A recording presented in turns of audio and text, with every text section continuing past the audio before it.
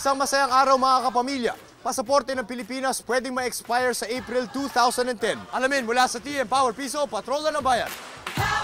Ayon kay Foreign Affairs spokesman Claro Cristobal, batay sa International Civil Aviation Organization, kailangan lahat ng pasaporte ay maging machine-readable na bago sumapit ang April 1, 2010. Kung ang gobyerno ay hindi makakapagbigay ng mga e-passports bago sumapit ang Abril, maaaring hindi makaalis o makapunta ng iba't ibang bansa ang maraming Filipino. Sinabi pa ni Cristobal na kaya hindi makapagbigay ng mga e-passports ang Department of Foreign Affairs sa dahilan na rin na may nakabinbin pang kaso ang DFA sa Pasig RTC. Ang mga e-passports na ito ay mayroong security features na katulad ng 32-bit na chip. Para sa TM, ang pinalakas na touch mobile, ako si Butch Atienza, TM Power Piso Patroller ng Bayan.